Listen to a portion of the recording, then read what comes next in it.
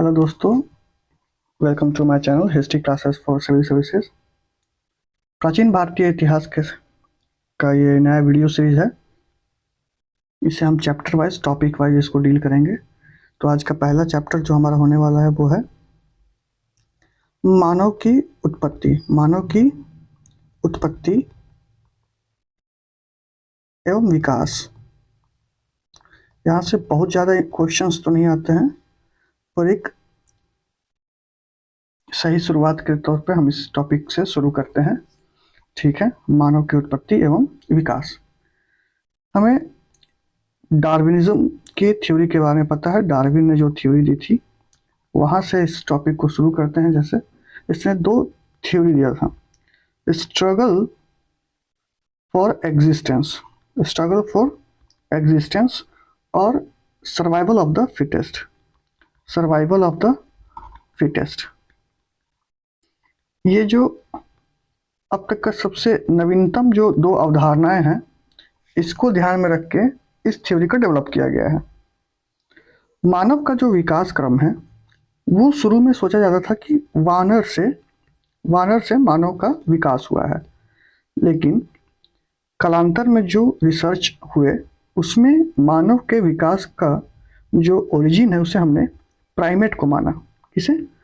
Primate को माना। Primate क्या होता है? प्राइमेट स्तनधारियों का समूह होता है। प्राइमेट स्तनधारियों का समूह होता है। इसमें कौन कौन से जीव आते हैं? जैसे इसमें बंदर भी आते हैं, लंगूर आते हैं, चूहा भी आता है इसमें। और जो लेटेस्ट जो हमने देखा है डीएनए टेस्टिंग से, कि जो मानव के सबसे करीबी जो प्राइमेट पूर्वज हैं वो चिंपैंजी हैं।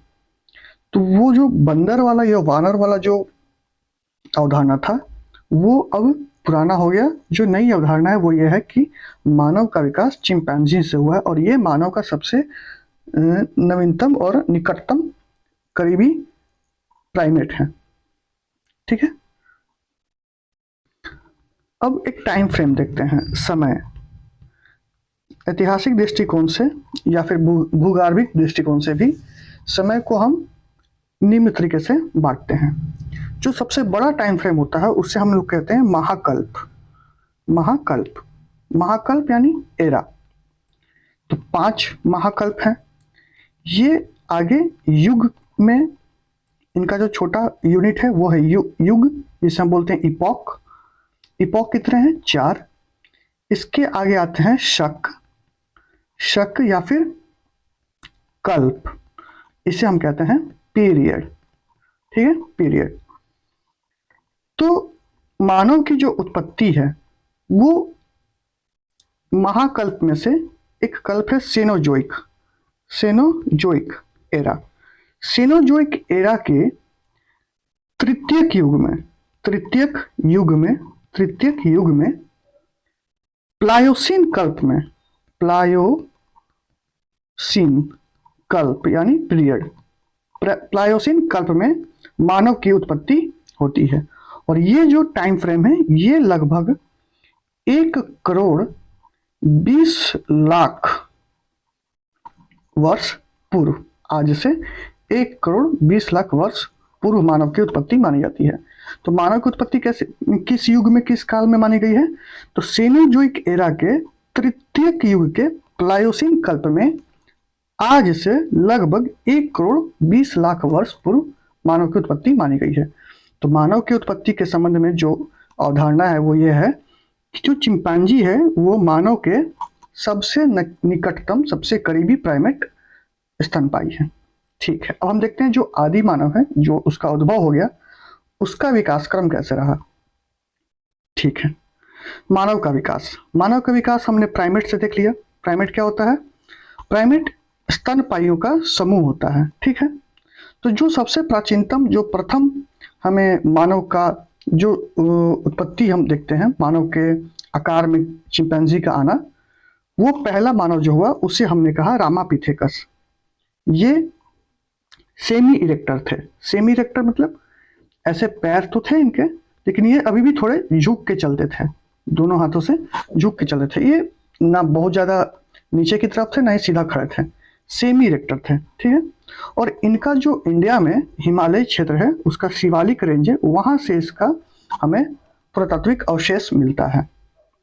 इसके बाद आता है ऑस्ट्रेलोपिथेकस। इसकी खोज 1924 में रेमंड ए डार्ट के द्वारा की गई। इसकी खोज मध्य अफ्रीका में एक देश है जिम्बाब्वे, जिम्बाब्वे का क्षेत्र रोडेशिया, रोडेशिया से हमें वहाँ एक झील है टोंग्स झील, टोंग्स झील से ऑस्ट्रेलोपिथेकस मानव की हमें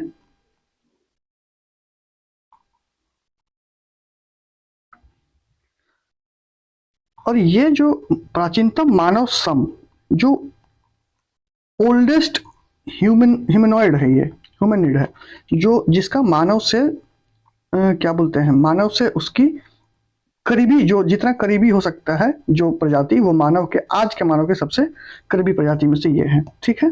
ऑस्ट्रेलोपिथेकस, जहाँ से मानव का इवोल्यूशन होना शुरू हुआ। इसकी कपाल क्षमता 500 सीसी से 700 सीसी थी।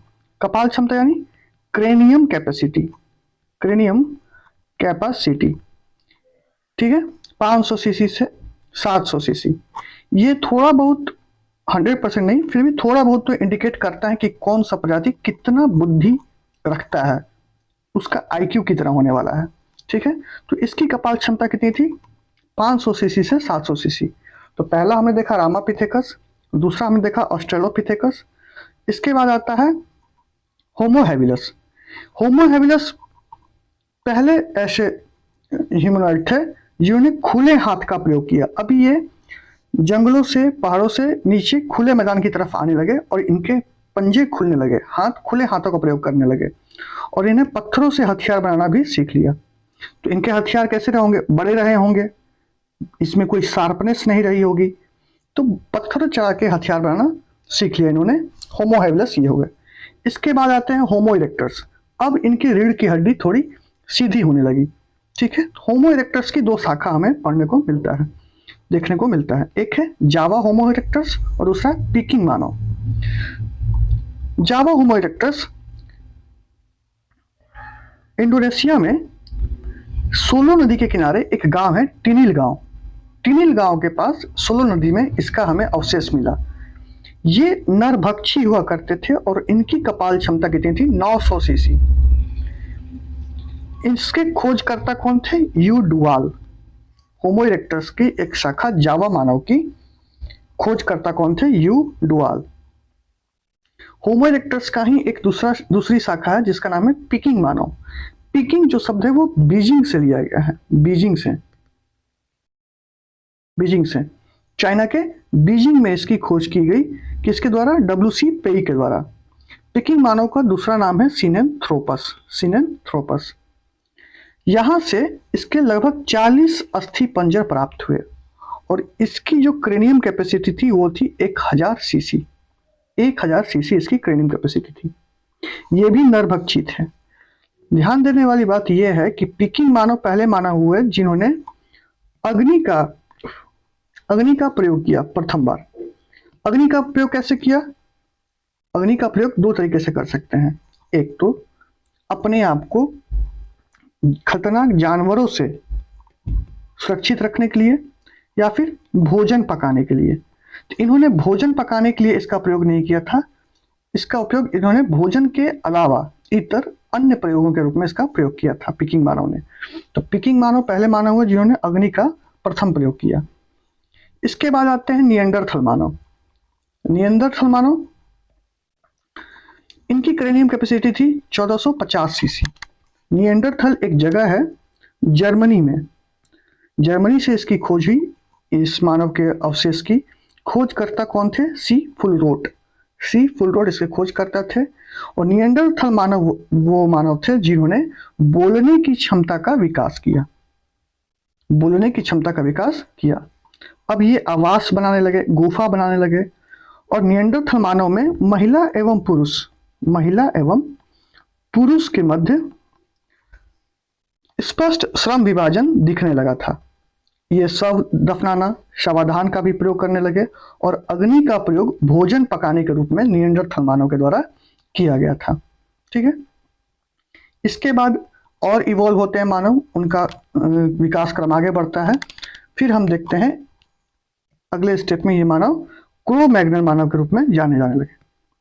क्रो-मैग्नन, इसको होमो सेपियंस सेपियंस भी कहते हैं, और इसका जो डेवलप्ड रूप है वो है होमो सेपियंस आज के मानव। क्रो-मैग्नन मानव फ्रांस मैकग्रीवर के द्वारा खोजे गए, फ्रांस में मैकग्रीवर के द्वारा खोजे गए। वहाँ एक क्रम की चट्टान है जिसे हम क्रो-मैग्नन चट्टान कहते हैं। उस चट्टान के नाम पे ही इस मानव का नाम रखा गया। इसकी क्रेनियम क्षमता कितनी थी? 1600 सीसी, और ये हमारा आज का निकटतम पूर्वज है। इसी के बाद जो डेवलप हुआ वो हुआ होमोसेपियंस मानव। होमोसेपियंस मानव लगभग 10,000 बीसी के पहले डेवलप हुए, इवॉल्व होते हुए सामने आए। इन्हें हम प्रज्ञ मानव के रूप में जानते हैं। प्रज्ञ यानी बुद्धिमान मानव, और आधुनिक मानव के रूप में भी जानते हैं। इनकी क्रेनियम कैपेसिटी कितनी थी? 1450 सीसी। ध्यान देना, क्रो-मैग्नन मानव की कैपेसिटी कितनी है? 1600 सीसी, और होमोसेपियंस यानी कि हमारी जो क्रेनियम कैपेसिटी है वो एवरेज है 1450 सीसी, 1450 सीसी। ठीक है, अब इस टॉपिक को बाइंड अप करते हैं और देखते हैं इनका विकास क्रम कैसे हुआ।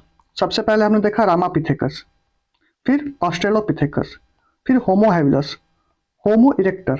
होमो इरेक्टर में हमने दो देखा, जावा, कौन कौन सा देखा? जावा और पीकिंग मानव, जावा और पीकिंग मानव। फिर हमने देखा क्रो-मैग्नन, देन आफ्टर होमोसेपियंस। ठीक है, इसमें जो विकास क्रम रहा है ये बहुत ब्रांच्ड विकास क्रम है। इसमें बहुत सारे बीच में भी स्टेजेस आए हैं मानव के। ठीक है, लेकिन ये जो इम्पोर्टेंट थे जिसको जानना जरूरी था उसको हमने कवर कर लिया इस वीडियो में। ठीक है, मिलते हैं अब अगले वीडियो में। Thank you.